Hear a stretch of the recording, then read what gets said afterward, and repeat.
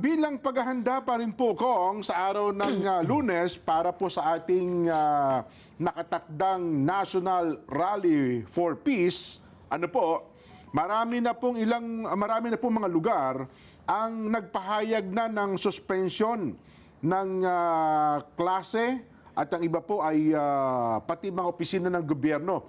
Sa latest, saan na ba yun? Inilabas na national. Meron ka ba kopya doon?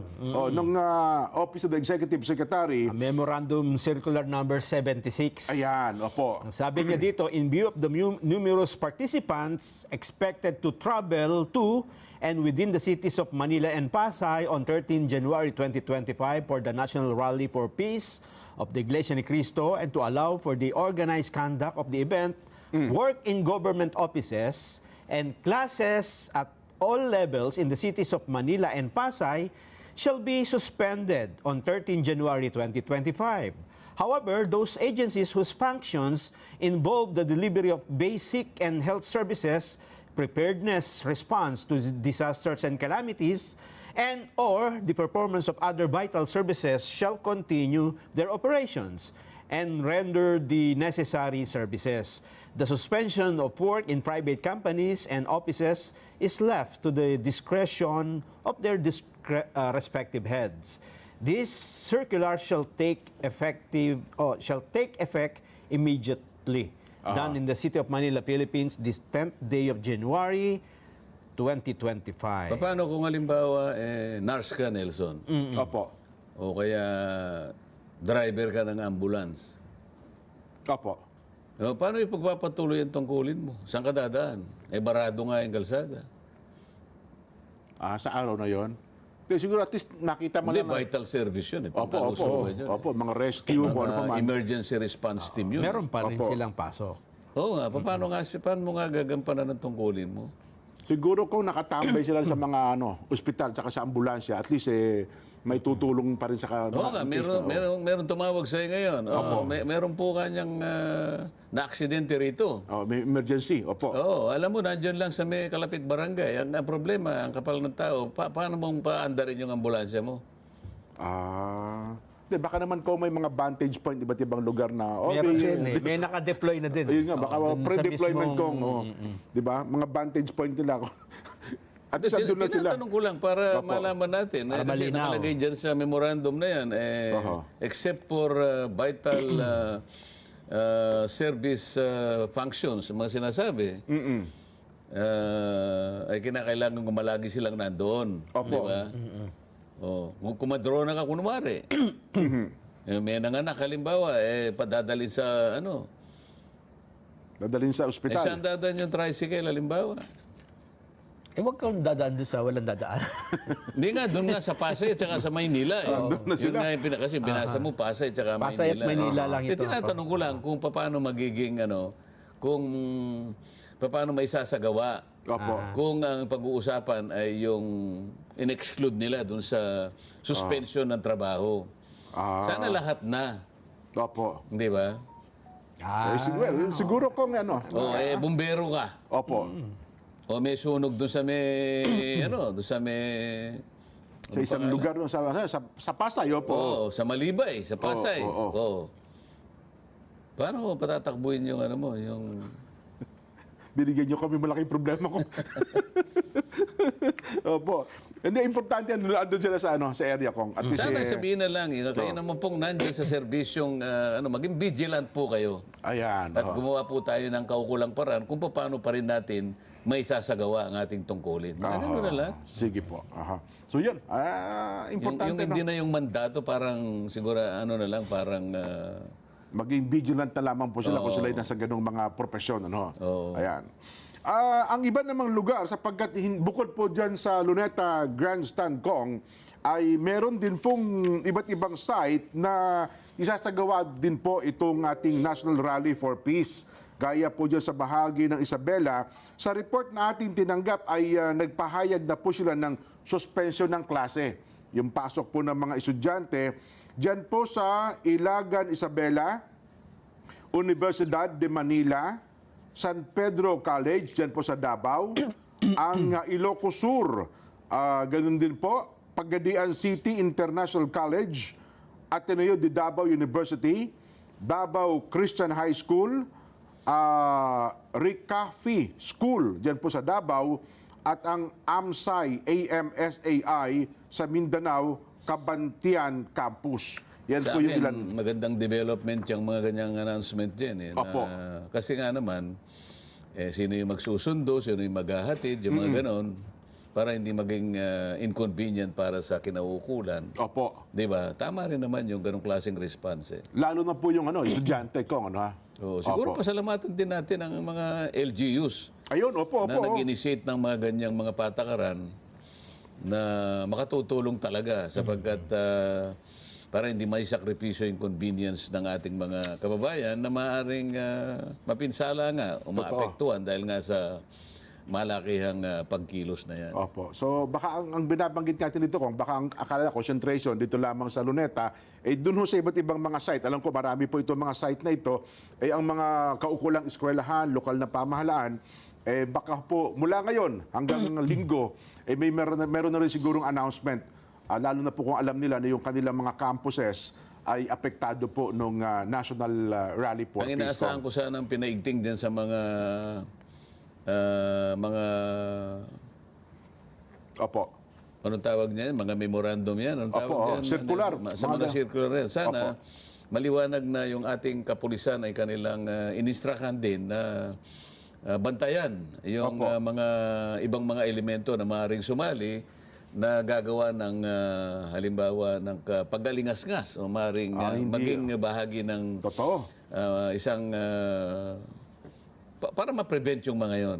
Di ba? Yun ang mga serbisyong dapat na nandun. Oho. Tama Maging kayo. visible ang ating mga kapulisan kahit na siguro mangilan-gilan lang magsikalat sila doon para sa ganoon pag nakita naman ng mga elemento na gustong gumawa ng ibang bagay medyo mag-iisip naman siya ng 3 hanggang 10 beses kung talagang Gagawa gagawin ng niya. hindi maganda. Opo. Yun ang sana yung nakalagay sa o basic na yon na yung mga pulis Ako sa nandiyan. tingin ko, SOP na po agad nila kong. Kasi may Sana. deployment agad sila. Sana. No? Oo. At yan ay malaking pasalamat.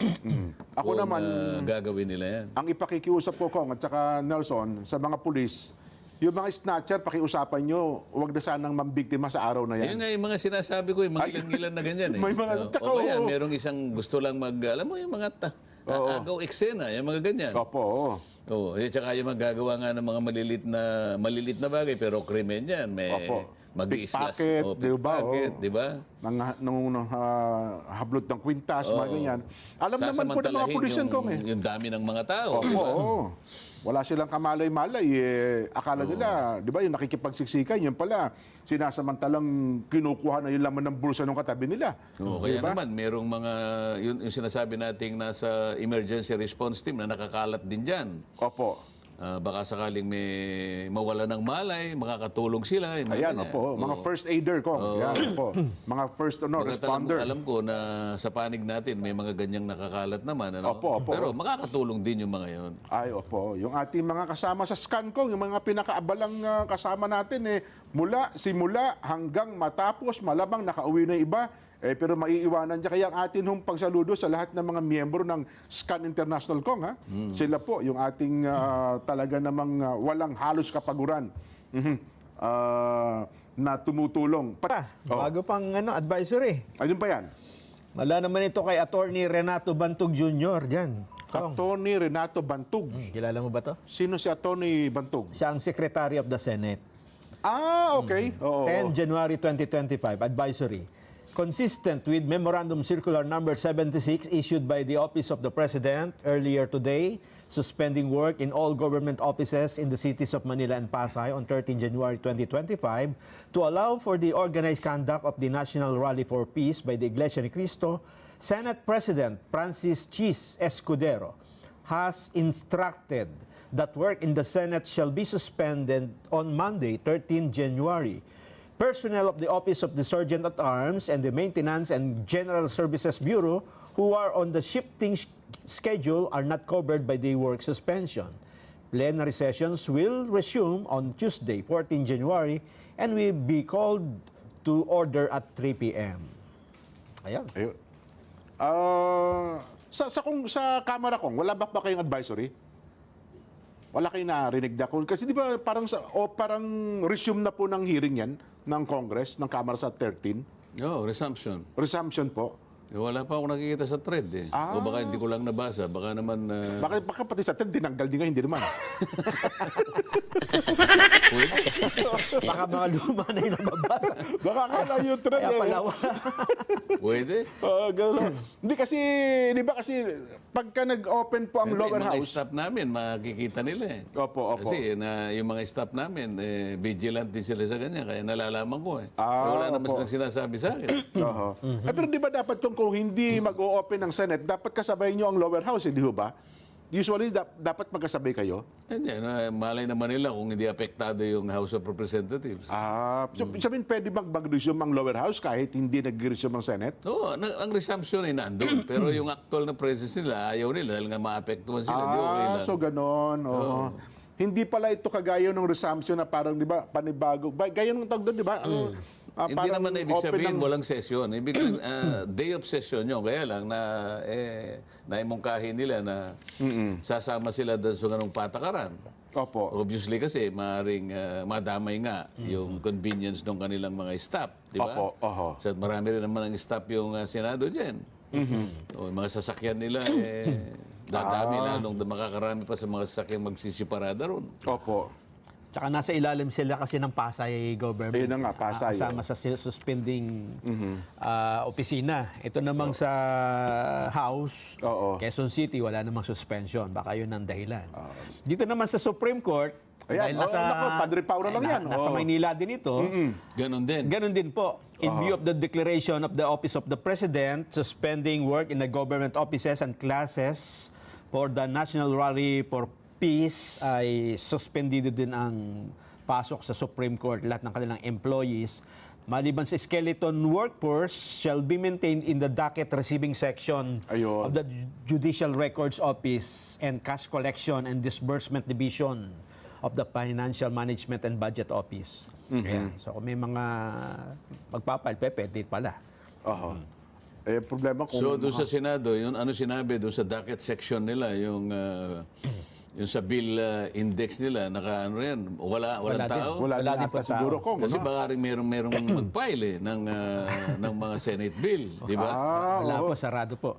Yung tagalinis lang ang pinapapasok sa Senado. Tagalinis ng aircon. Mamaya siguro ko. At saka may nakita ako nagpadala din po ng mga pictures sa atin ko marami na palang mga local government units ngayon ang nagpahayag ng kanila pong pagsuporta rin yung pakikiisa nila sa gagawin pong peace rally, national peace rally sa iba't ibang mga lugar. Pero dapat liwanagin natin dyan na ito ay walang kinalaman ng politika rito. Hindi political rally ito. Baka mamaya, hindi naman natin sinasabi na baka samantalahin nila sapagkat malaking rally ito. Baka akala nila kung nandun sila ay, ayun na nga, parang additional points sa kanila sapagkat alam mo, election year ito. Baka maging pokey points daw nila, no? Sana wag yun ang maging unang kadahilanan kaya sila nandun. Opo. Yung magpakitang gilas. Wag na yung ganon. Siguro wag na lang silang kung pumunta man sila halimbawa, kaway nila siguro. Wag nang magpakilalay sila si ganito at saka si ganon siguro. Opo. Kasi mga ordinaryong damit lang ang gagamitin. Opo. Ang iba naman kasi talagang, kumbaga, ang pahayag nila na pakikisa sapagkat talagang ang panahon ay magkaroon talaga dapat ng kapayapaan gaya din po ng national rallying ito. Oo nga, pero ang sinasabi ko, kasi nga, ang nagiging problema doon, kung paano mo i-isolate yung kanyang pagiging politiko. Tama kayo. Kasi ipinagpauna natin, ito po ay walang politika rito. May mga nag-rent din po ng bus, mga sasakyan galing sa probinsya at sapagkat narinig nila, open naman ito sa lahat, ay magpapadala po ng delegasyon. Pero maliwanag po na walang halong politika, ang tanim ng Iglesia ni Cristo. Na ma-achieve natin ang pambansang pagkakaisa at kapayapaan. Ang ibang agenda, magtakda kayo ng ibang araw, no? Huwag sa araw ng Lunes po. May kinalaman po sa ating event, sa araw po ng Lunes, para po sa ating nakatakdang National Rally for Peace, marami na pong mga lugar ang nagpahayag na ng suspension ng klase at ang iba po ay pati mga opisina ng gobyerno. Sa latest, saan na ba yun? Inilabas na national, meron ka ba copy doon? Ng Office of the Executive Secretary. Memorandum Circular Number 76. Ayan, opo. Ang sabi niya dito, in view of the numerous participants expected to travel to and within the cities of Manila and Pasay on 13 January 2025 for the National Rally for Peace of the Iglesia ni Cristo, and to allow for the organized conduct of the event, work in government offices and classes at all levels in the cities of Manila and Pasay shall be suspended on 13 January 2025. However, those agencies whose functions involve the delivery of basic and health services, preparedness, response to disasters and calamities, and or the performance of other vital services shall continue their operations and render the necessary services. The suspension of work in private companies and offices is left to the discretion of their respective heads. This circular shall take effect immediately. Done in the city of Manila, Philippines, this 10th day of January 2025.